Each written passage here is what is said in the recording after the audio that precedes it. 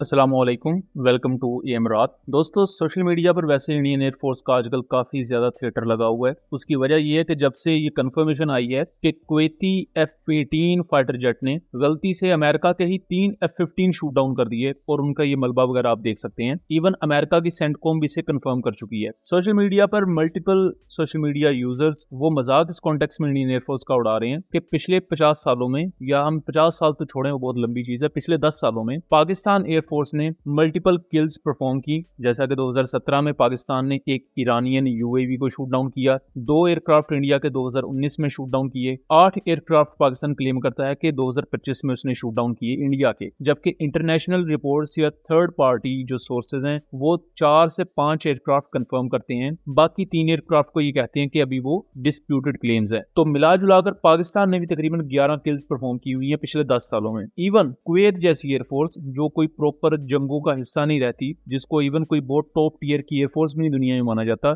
उसने ये एक ही दिन में 3 किल्स परफॉर्म कर दी। यानी कि कुवैती एयरफोर्स का एक F-18 उड़ा था, उसके रेडार पर 3 फाइटर जेट ब्लिप हुए, क्योंकि रेडार पर जस्ट आपको ब्लिप या एक नुक्ता से नजर आ रहा होता है, वहां कोई लिखा हुआ नजर नहीं आ रहा था कि ये F-15 है, ये फलाना एयरक्राफ्ट है। इलेक्ट्रॉनिक आईडीज होती हैं। इन पर डिटेल से हमने बात इससे पहले भी एक वीडियो में की हुई है, जो कि हमने ईरानियन मिसाइल्स और उनकी स्ट्राइक्स वगैरह पर बनाई थी रिसेंटली। उसका लिंक डिस्क्रिप्शन में दे दूंगा, उस वीडियो को भी जरूर देख लीजिएगा। तो कुवैती F-18 फाइटर जेट ने अपने AIM-120 मिसाइल्स फायर किए और अल्टीमेटली अमेरिका के 3 F-15 air to air combat में शूट डाउन हो गए। और ये तारीख में पहली दफा है कि F-15 एयरक्राफ्ट को एयर टू एयर कॉम्बैट में शूट डाउन किया गया है। इससे पहले F-15 104 बार अपने मुखालिफ फाइटर जेट्स को मुख्तलिफ कॉम्बैट सिनेरियोज में शूट डाउन कर चुके हैं, लेकिन आज तक इन्हें कोई एयर टू एयर कॉम्बैट में तबाह नहीं कर सका। जब से ये खबर सामने आई है तो इंडियन एयरफोर्स का तो उल्टा मजाक बन रहा है कि 2019 में इंडियन एयरफोर्स पाकिस्तान एयरफोर्स के मुकाबले में आई, अपने 2 एयरक्राफ्ट शूट डाउन करवा बैठी। फिर 2025 में इंडियन एयरफोर्स पाकिस्तान एयरफोर्स के मुकाबले में आई, इंडियन एयरफोर्स के 72 एयरक्राफ्ट, पाकिस्तान एयरफोर्स के 45 एयरक्राफ्ट,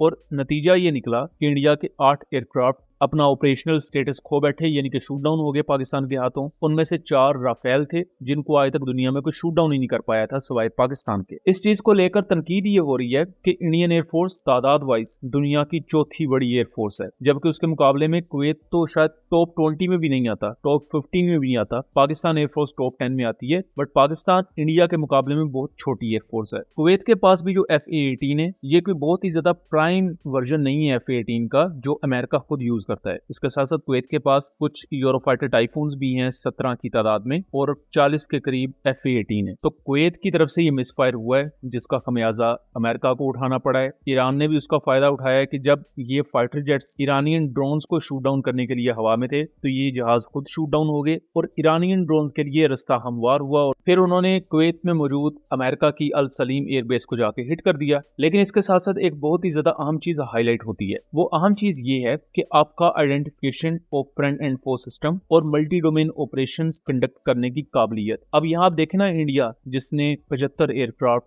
हवा में एयरबोर्न किए, पाकिस्तान पर उन्होंने बमबारी भी करनी थी और पाकिस्तानी जेट्स को भी शूट डाउन करना था, लेकिन वजह यह थी कि राफेल SC-30 से कम्युनिकेट नहीं कर सकता, जो राफेल है फिर वो आगे रशियन मेड S-400 से कम्युनिकेट नहीं कर सकता, और इसी वजह से यानी कि जो मुख्तलिफ प्लेटफॉर्म है वो एक दूसरे से डाटा शेयर नहीं कर सकते। तो उसमें आपको सबसे बड़ा डिसएडवांटेज रहता है। और अगर यहाँ अमेरिका और कुवैत के कॉन्टेक्स्ट में भी देखें तो ये मेरे लिए ज्यादा शॉकिंग चीज है कि F-18 भी लिंक 16 यूज कर रहा है और अमेरिकन जेट्स भी लिंक 16 या नेटो स्टैंडर्ड का tactical data link system use कर रहे हैं। Identification of friend and foe system भी दोनों जेट्स का बहुत अच्छा है, इंडियन फाइटर जेट से तो अच्छा ही है। उसके बावजूद भी ये इतना बड़ा इंसिडेंट हुआ है जहां अमेरिका के 3 फाइटर जेट्स एक ही दिन में शूट डाउन हो गए। उसके साथ साथ अगर मैं एक और आपको अपडेट दूं, वो ये है कि 4 मार्च को इजराइल ने ऑफिशियली क्लेम किया है कि इजरायली F-35 ने एक ईरानियन याक-130 टैक्टिकल ट्रेनर एयरक्राफ्ट या एडवांस ट्रेनर एयरक्राफ्ट उसे शूट डाउन कर दिया है, जबकि उसके मुकाबले में तेहरान के ऊपर कुछ फाइटर जेट जैसा गिरता हुआ नजर आया है। ईरानियन सोर्सेज ऑफिशियली क्लेम कर रहे हैं कि उन्होंने इजराइल का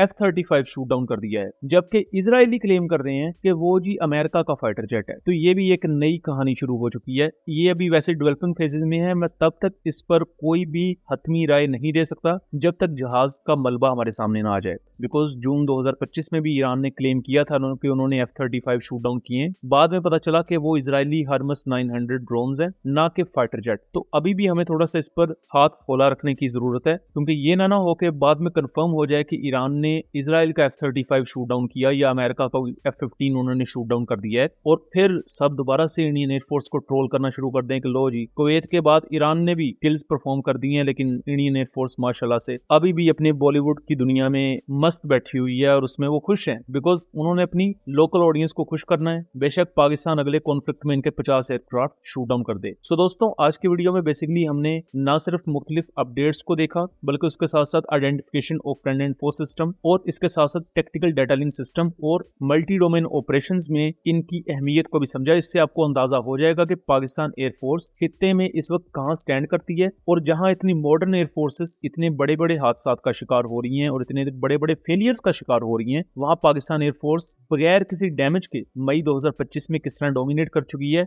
ये मेरे नजदीक किसी मोजज़े से कम नहीं है। और अगर कहीं फ्यूचर कॉन्फ्लिक्ट में कोई मिनिमम डैमेज होता भी है तो हमें उसकी स्पेस भी पाकिस्तान एयरफोर्स को देनी पड़ेगी, क्योंकि पाकिस्तान एयरफोर्स में भी इंसान बैठे हुए हैं, तो डैमेजेस जाहिर बात है हमारी साइड पर भी हो सकते हैं किसी भी फ्यूचर कॉन्फ्लिक्ट में। लेकिन पाकिस्तान एयरफोर्स उन तमाम चैलेंजेस को फेस करने के लिए तैयार है, और उनकी टैक्टिक्स डेवलप करने के लिए भी पाकिस्तान एयरफोर्स सरगर्म अमल है। सो दोस्तों, ये था एक एनालिसिस। उम्मीद करता हूँ चीजें क्लियर रही होंगी। वीडियो पसंद आई हो तो इसे ज्यादा से ज्यादा शेयर कीजिएगा, ताकि इस तरह की मजीद इंफॉर्मेटिव वीडियोस हम आपके लिए लेकर आ सकें। मिलेंगे अगली वीडियो में, तब तक के लिए अल्लाह हाफिज।